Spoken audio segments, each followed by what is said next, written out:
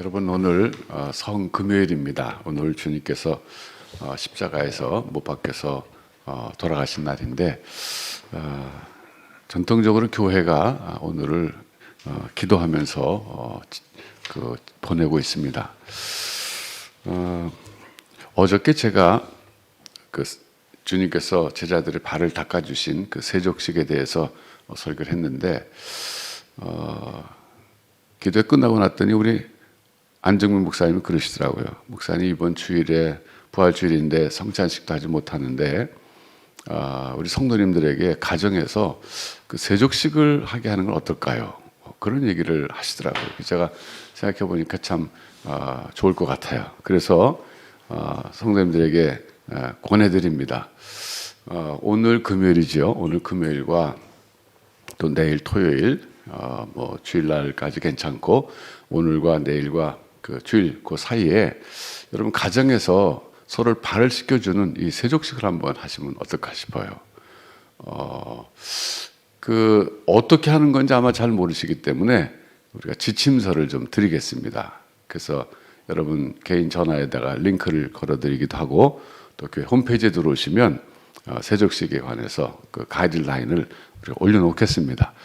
근데 세족식뿐만 아니라 애찬식까지 겸하면 좋을 것 같아요. 그래서 먼저 가족들이 모여서 그 지침서에 나온 대로 이제 성경 말씀도 읽고 또 기도도 하고 그리고서 세족식을 하면 되는데 그 다음에 애찬식을 하면 참 좋겠어요.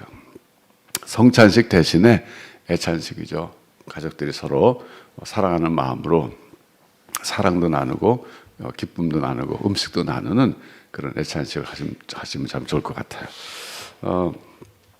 그 자세한 것은 이제 홈페이지에 들어가시면 거기 있고 또 링크를 걸어 놓을 테니까 진행 순서대로 한번 해보시면 좋겠어요. 그리고 한 다음에 또 사진을 올려주시면 좋을 것 같아요. 우리 가정이 이렇게 했습니다. 지난번 주일 예배 때 예배드리는 모습을 사진을 보내달라고 그랬는데 제가 지난주에는 그 광고를 안 했더니 몇 가정 안 보냈어요. 그래도 이제 그 중에서 경건하게 예배드리는 그 가정을 뽑았습니다. 정원교 집사님 가정이 경건하게 드려서 피자 보내드리기로 했어요. 아마 내일 토요일 날쯤 갈 것 같습니다. 우리가 이렇게 모여서 예배드리지 못하고 온라인에 들어가 보니까 전에 해보지 않았던 이런 여러 가지 일들을 또 경험하게 됩니다. 이것도 또 새로운 하나의 또 추억이 될 것 같아요. 여러분 오늘은 가상칠언에 대해서 우리가 좀 묵상해 보겠습니다. 예수님께서 십자가 위에 달리셨을 때 그 7가지 말씀을 하셨어요. 그것이 소위 유명한 가상칠언이라고 제목을 붙였습니다. 오늘 본문은 요한복음이지만은 이제 요한복음만 아니라 또 마태복음 또 누가복음 이런 데 왔다 갔다 하면서 예수님께서 말씀하신 7가지 그 내용을 하나씩 간단하게 살펴보고 우리가 기도하려고 합니다. 첫 번째로 하신 말씀은 아버지여 저들을 사하여 주옵소서 자기들이 하는 것을 알지 못함이니이다. 누가복음 23장 34절에 나와 있습니다. 주님께서 첫 번째 이 말씀하셨어요. 십자가에 달리셔서 자기를 십자가에 못 박게 내어준 사람들 또 조롱하는 사람들 거기에는 모든 그 당시에 대제사장들 또 바리새인들 예수님을 공격했던 사두개파 사람들 다 포함되는 거죠. 그 사람들 그 지금 높은 곳에 십자가 달려서 지금 내려다 보이는 그 사람들 그 고통 가운데에도 하나님께 그들을 위해서 기도합니다. 하나님 저들을 용서하여 주시옵소서. 왜냐하면 저들이 하는 것을 알지 못하기 때문입니다. 이렇게 말씀하셨어요. 여러분 예수님은요 그 인간의 본질을 꿰뚫어 보신 분이십니다. 그러니까 인간이란 존재가 얼마나 연약하고 얼마나 죄성에 강하게 붙들려 있고 하는 것을 아주 꿰뚫어 보신 분이에요. 그러니까 이해가 되는 거죠. 저들이 이렇게 나를 죽이려고 하는 것은 알지 못하기 때문입니다. 하나님이 보내신 구원자를 죽이려 하다니요. 이건 말이 되지 않습니까? 자기들을 구원하러 오신 분을 죽인다고 하는 것은 이건 정말 어리석은 행동입니다. 그런데 왜 그들이 그렇게 합니까? 무지해서 그렇습니다. 그랬어요.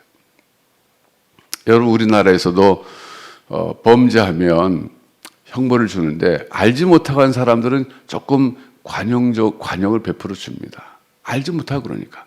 어린아이들이 잘못했을 때 우리가 용서해 주는 이유가 뭡니까? 알지 못하기 때문에 그렇습니다.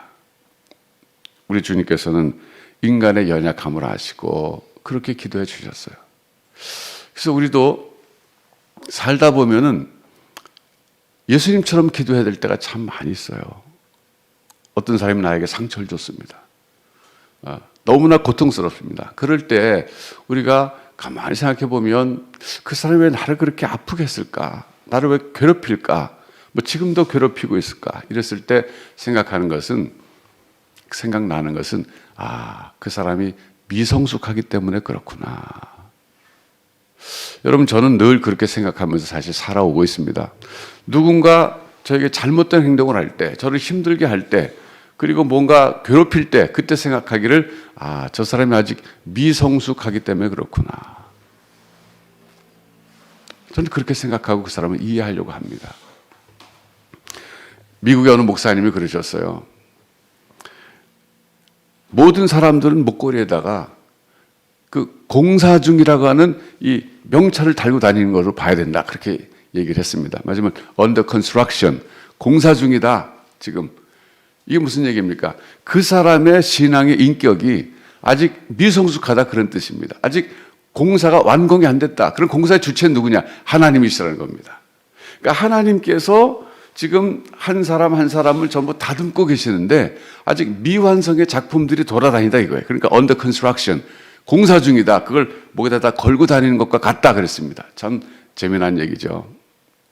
제가 그 얘기를 들으면서 참 일리가 있다 생각했어요. 결국은 우리 한 사람 한 사람을 하나님 다듬고 계시기 때문에 아직 완성된 작품이 아니에요. 그러니까 미성숙해요.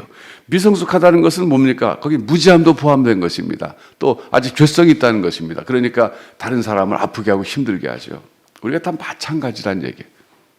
그래서 여러분 주변의 사람들 한 사람 한 사람 바라볼 때마다 내 남편을 바라볼 때, 내 아내를 바라볼 때, 내 자녀를 바라볼 때, 내 옆에 성도를 바라볼 때, 직장에서 내 상사를 바라볼 때 그 누구를 바라보더라도 공사 중인 사람들이구나. 아직 미완성된 작품이구나. 그렇게 생각하면요 이해가 됩니다. 우리 주님은 누구보다도 깊은 인간 이해를 가지셨던 분이시기 때문에 이런 기도를 하실 수 있었어요. 우리도 주님을 본받아서 때로 이런 기도를 해야 합니다. 그것이 하나님의 뜻입니다. 또 그렇게 할 때 우리 마음속에 평화가 있어요.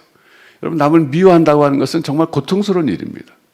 남을 용서하지 못한다는 것은 괴로운 일입니다. 그러니까 나 자신을 위해서라도 우리가 용서하는 기도를 해야 합니다. 두 번째 말씀은 누가복음 23장 43절이 있습니다. 오늘 내가 나와 함께 낙원에 있으리라 그랬어요. 이건 잘 아는 대로 한편 강도에게 하신 말씀이에요. 오른편인지 왼편인지 성경에 나와 있지 않아서 그냥 한편 강도라 그랬어요. 그 강도는 평생 도둑질을 했습니다. 강도질을 했습니다. 붙잡혀서 사형까지 처할 정도가 됐으니까 보통 강도가 아닙니다. 그런 그가 처음에는 옆에 자기 동료와 함께 주님을 조롱했지만 나중에는 깨닫고 주님 앞에 자기가 오늘 당신의 나라에 임하실 때 나를 기억해달라 그랬습니다. 그럴 때 주님이 참 뻔뻔스럽다. 너 평생 강도질 했는데 그럴 수가 있느냐 그러지 않았어요. 오늘 내가 나와 함께 낙원에 있으리라 그랬어요. 정말 하나님의 은혜로 구원받는다는 것을 명백하게 밝혀준 사람이 이 강도입니다.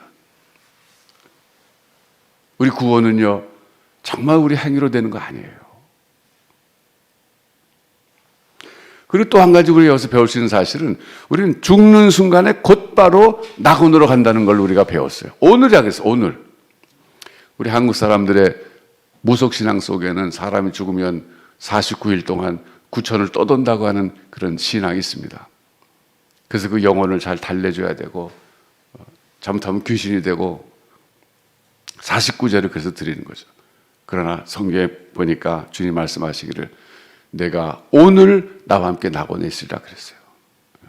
이것도 우리에게는 사실 하나의 희망이 됩니다. 우리가 죽은 다음에 어디로 갈 것인가, 언제 천국 갈 것인가 이걸 명확하게 우리에게 가르쳐주는 말씀이 오늘 이 말씀입니다. 오늘 내가 나와 함께 낙원에 있으리라.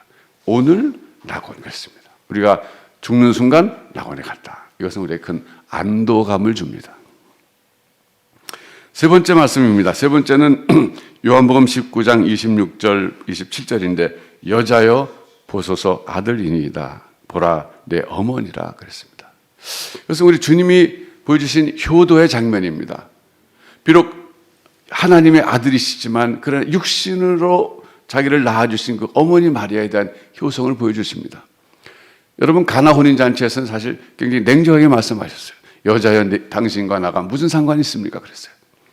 이것은 예수님께서 그 당시에 마리아도 구원받아야 할 대상으로 보시고 당신은 아들로 보지 말고 메시아로 봐야 된다는 사실을 분명하게 말씀해 주신 거예요. 상당히 교훈적인 내용이었습니다.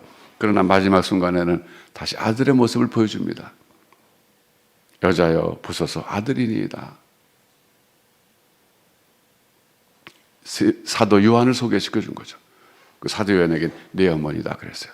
다시 말하면 사도 요한 자기 제자에게 어머니를 맡긴다 그런 뜻이에요. 여러분 참 역시 주님께서는요 굉장히 배려가 깊으신 분인데 사실 사도 요한에게 맡긴 것은 굉장히 잘하신 일입니다. 왜? 사도 요한이 가장 장수한 인물이었잖아요. 가장 나이도 어리고. 제가 에베소에 성지순례 갔을 때 가니까 거기 마리아 기념 그 예배당이 있었어요. 사도 요한이 그 예수님의 부탁을 받아서 그 어머니를 평생 잘 모셨답니다. 그래서 에베소에 와서 목회할 때 어머니도 모시고 와서 마리아가 그 에베소에서 함께 사도 요한과 살았던 것을 기념하기 위해서 기념 예배당이 세워진 걸 제가 봤습니다. 네 번째 말씀은 엘리 엘리 라마 사박다니 이 말씀입니다. 나의 하나님 어찌하여 나를 버리시나이까. 이것은 마태복음 27장 46절에도 나오고 마가복음 15장 34절에도 나오고 특별히 시편 22편 1절에 나옵니다. 이거는요 나의 하나님 어찌하여 나를 버리시나이까. 이것은요 하나님의 아들이신 이 예수님께서 아버지와의 관계가 끊어지는 고통을 토로하신 겁니다. 여러분 정말 사랑하는 사람과의 관계에서 이 관계가 끊어진다고 하는 것처럼 고통스러운 일은 없을 것입니다. 더군다나 예수님 지금 모든 사람들의 죄를 대신 짊어지시고 죄 때문에 거룩하신 하나님 아버지로부터 끊어지는 이 경험, 이건 정말 고통스러운 경험이었어요. 왜냐하면 그분이 죄가 없으신 분이기 때문에 더 죄로 인해서 끊어지는 고통을 더 정말 아프게 경험하셨을 겁니다. 육신적인 고통을 말하는 게 아니에요. 영적인 고통이에요. 뭐 정신적인 고통이라도 할 수 없어요. 우리가 도저히 이해할 수 없는 그 고통의 깊이. 하나님과의 관계가 끊어져서 하나님으로부터 버림받는 그 고통. 여러분 우리도 그런 거 느끼지 않아요? 하나님 나를 버리셨는가? 왜 나를 이렇게 돌아오시지 않는가? 그럴 때 얼마나 고통스럽습니까? 예수님이 느끼신 그 고통의 정도는 우리로서는 도저히 이해할 수 없는 정말 심연 같은 그런 고통이었습니다. 그래서 그렇게 좀 울부짖고 계세요. 사실 이 말씀이 마르틴 루터로 하여금 복음을 깨닫게 한 말씀입니다. 여러분 아시는 분은 아시겠습니다만은 마르틴 루터가 성 어거스틴 수도원에서 성경을 연구하고 있었어요. 거기 탑이 있습니다. 탑 안에 그 방이 있습니다. 저는 그 방을 한번 가봤어요. 그 방이 지금 사람들에게 공개가 되고 있어요. 근데 거기서 성경을 연구하다가 어느 날 시편 22편을 연구하게 됐습니다. 이 말씀을 봤습니다. 엘리 엘리 라마 사박다니 나의 하나님 어찌하여 나를 버리시나이까. 이것은 다윗이 한 시편의 기도였습니다. 이 기도를 읽는 순간 마르틴 루터는 참 무릎을 쳤다 그래요. 왜냐하면 세상에는 나만 하나님께 버림받은 줄 알았는데 또 다른 버림받은 사람이 있었구나. 그래서 위로가 됐답니다. 그때 당시 마르틴 루터는 죄에 민감한 상태에서 자기가 죄인이라고 하는 그 의식 속에서 하나님이 자기를 버리셨다고 하는 그 고통 속에 있었다고 합니다. 하나님으로부터 나는 버림받았다. 왜? 난 죄인이기 때문에. 난 하나님께 가까이 갈 수가 없다. 왜? 난 버림받았기 때문에. 이렇게 고통 가운데 있다가 이 말씀 보니까 나 말고도 또 버림받는 사람이 있었구나. 다윗이 그랬구나. 그런데 가만히 보니까 이 말씀은 다윗이 한 것이지만 사실은 메시아께서, 예수님께서 십자가에 사실 그 말씀이라는 사실을 깨달았을 때 순간 생각을 멈추고 생각해 봤다 그럽니다.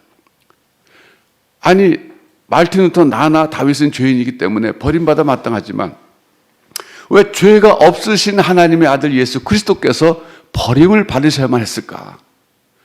그 순간 그가 깨달은 것은 예수님께서 대속의 죽음을 죽으신 거구나. 말틴 루터 내가 버림받아야 되는데 나를 구원하시기 위해서 대신 버림받으셨구나. 이걸 깨달았다는 거 아니겠어요? 이게 소위 그 유명한 탑속의 체험입니다. 말틴 루터의 탑속의 체험. 그것이 인류 역사를 바꿔놓은 깨달음의 순간이었어요. 여러분, 오늘도 우리는 말틴 루터가 깨달았던 것처럼 주님께서 십자가에서 대속의 죽음을 죽으심으로 내가 구원받았다가는 확신을 회복해야 합니다. 말틴 루터만 깨달으면 될 일이 아닙니다. 바로 여러분이, 바로 우리 자신이 깨달아야 될 이 복음의 핵심이라고 할 수 있어요. 오늘 이 말씀을 확신하면서 여러분을 대속의 죽음을 통해서, 아들의 대속의 죽음을 통해서 구원해 주신 하나님을 오늘 찬양해야 합니다. 다섯 번째는 내가 목마르다 그러셨어요. 요한복음 19장 28절입니다. 이것은 앞서 나의 하나님 어찌하여 나를 버리셨나이까? 이것이 영적인 고통이라면 내가 목마르다 하는 것은 육체적인 고통을 호소하신 것입니다. 예수님은 사람으로 오셨어요. 그래서 배고픔을 경험하시고 피곤하셔서 배에서 때로 주무시기도 하시고 지금은 목말라 하십니다. 그래서 예수님의 고난은 영육이 완전히 고통당하는 온전한 고난이었습니다. 얼마든지 예수님이 원하시면 육체의 고난점은 면할 수 있었겠죠. 능력이 없으신 분입니까? 그러나 그 모든 육체 고난까지, 고통까지 다 받으시면서 십자가에서의 구원 사역을 이루신 분이십니다. 여섯 번째는 다 이루었다. 요한복음 19장 30절입니다. 이것은 이제는 나에게 주어진 이 구원 사역을 이제는 다 이루었다, 그런 말씀입니다. 그렇죠. 주님께서 세상에 오신 것은 사람의 몸을 입고 오셨다는 것부터가 이건 한없이 낮아지신 거예요. 여러분 생각해 보세요. 하나님이 인간의 몸을 입고 오셨다는 것은 얼마나 이것이 제한받는다는 거겠습니까? 사실 우리 육체로 산다고 하는 것 자체가 굉장히 제한적입니다. 사람의 몸을 입고 오셨어요.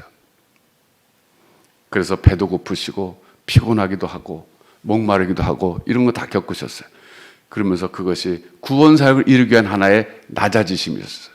그러면서 이 순간에는 마지막에 십자가에서 죽기까지 하시면서 당신에게 하나님 아버지께서 맡기신 구원 사역을 이제는 다 이루었습니다. 어떻게 보면 이것은 참 우리도 마지막 순간에 하고 싶은 고백이에요. 여러분, 저는 늘 언제나 그렇게 생각하며 삽니다. 내가 마지막 호흡을 다하는 그 순간 나도 이렇게 고백하고 싶다. 다 이루었습니다. 그런데 표현이 참 중요해요. 다 이뤘다고 하는 것은 뭔가 내가 능력이 있어서 이뤘다는 것인데 주님은 그렇게 할 수 있었지만 저는 그렇게 할 수 없어요. 저는 그래서 이렇게 고백하고 싶어요. 저는 주님의 은혜로 제게 맡기신 일을 주님의 은혜로 다 이룰 수 있었습니다. 그래서 사실 그렇게 고백할 수 있다고 생각하지만 또 한편 부족한 것은 다 이룬 건 아니죠. 그저 부족하지만 주님의 은혜로 하느라고 했습니다. 그렇게라도 고백하고 싶어요. 여러분, 우리는 언젠가는 다 누구나 마지막 순간을 경험할 겁니다. 여러분, 그때 하나님께 하신 말씀을 미리 평상시에 생각하며 사셔야 됩니다. 갑자기 나올 수가 없어요. 난 뭐라고 그때 말할까? 여러 가지 말 많이 할 수 있을 거예요. 오늘 주님께서 이 가상치료는 바로 마지막 순간에 하신 말들을 모아놓은 것인데 오늘 주님께서 하신 말씀들 하나하나 묵상해 보시면서 여러분의 인생의 마지막 순간에 하나님께 드릴 말씀 혹은 사람들에게 할 이야기를 미리 정리해 놓는 것이 참 좋습니다. 그 중에 하나가 하나님의 은혜였습니다. 제가 이렇게 조금이나마 뭔가 인생을 살면서 하나님이 제게 맡기신 일을 했다고 할 때에는 하나님의 은혜였습니다. 이렇게 고백하는 것은 우리 모두의 공통의 고백이어야 할 것입니다. 마지막으로 아버지여 내 영혼을 아버지 손에 부탁하나이다. 누가복음 23장 46절이었어요. 당신을 버리셨지만 그러나 그 아버지의 그 심정을 아시죠. 그 영원히 버리시지 않는다는 걸 아십니다. 예수님께서 마지막 순간에 성부께 자기 영혼을 부탁하신 이 모습은 하나님에 대한 깊은 신뢰를 보여주시는 것입니다. 여러분, 우리도 이것을 배워야 됩니다. 우리 어떤 순간에도 우리 영혼을, 나의 인생을 아버지 손에 부탁하고 사는 이런 신앙인이 되어야 됩니다. 설사 하나님이 나를 좀 섭섭하게 대해주시고 내가 기도하는 거 들으시지 않고 내가 원하는 거 이루어지지 않는다 할지라도 하나님 아버지 손에 내 삶을 전체를 맡기고 사는 것이 이것이 신뢰입니다. 이것이 참 신앙인의 모습이에요.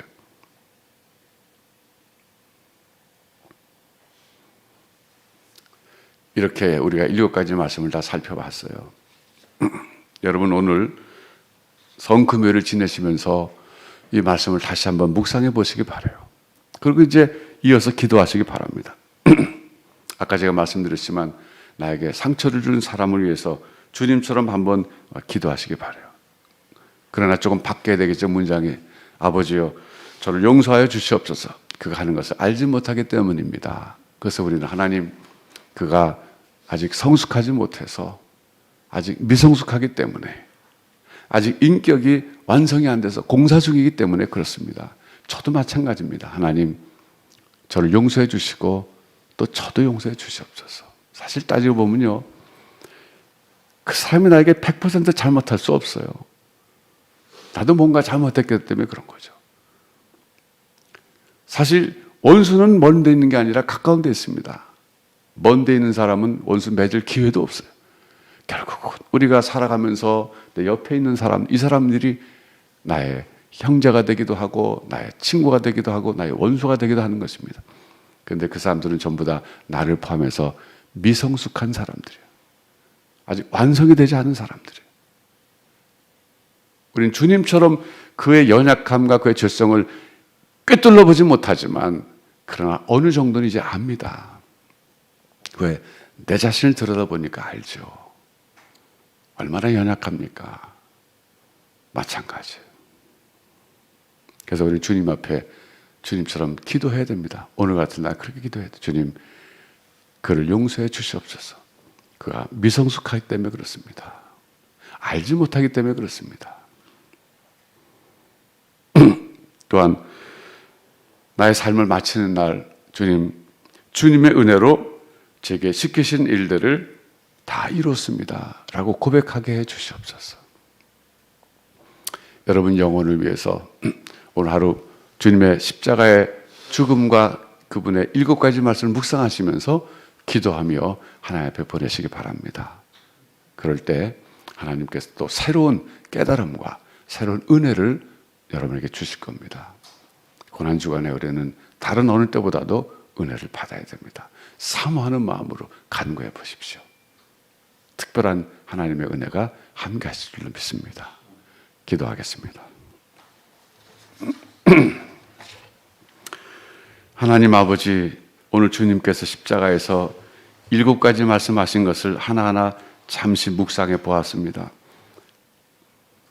우리도 주님을 본받아서 마지막 순간에 하나님 앞에 드릴 말씀, 또 식구들에게 할 말씀들 잘 정리하며 사는 사람들 되게 해주시되, 오늘은 특별히 나를 아프게 한 사람들, 내가 미워하는 사람들 위해서 기도하며 그들을 용서해달라고 주님처럼 기도하는 한 날이 되게 하여 주옵소서. 나의 연약함을 바라볼 때 다른 사람의 연약함을 이해하게 해주셔서 내 마음속에 그 누구를 향해서도 미움이 없는 인생을 살게 하여 주시옵소서. 주님 주시는 평안 속에서 그러므로 살아가며 살아가는 아름다운 삶을 살도록 인도하여 주옵소서. 우리 사랑하는 다윗교회 모든 성도님들, 이 이 시간도 사모하는 마음으로 주 앞에 나왔습니다. 비록 같은 장소에서 드리지 못하지만 같은 시간에 있는 곳에 드리는 이 기도를, 이 예배를 주께서 받아주시고 오늘 성금요일에 한 분 한 분 마음속에 주님께서 새로운 은혜와 깨달음과 마음의 평안을 허락하여 주시옵소서. 어수속히 코로나가 종식되게 하셔서 우리가 다시 얼굴과 얼굴을 맞대고 손에 손을 잡고 하나님을 찬양하며 예배할 수 있는 그날이 속히 이르도록 하나님이 은총을 베풀어 주시옵소서. 예수님의 이름으로 기도하옵나이다. 아멘.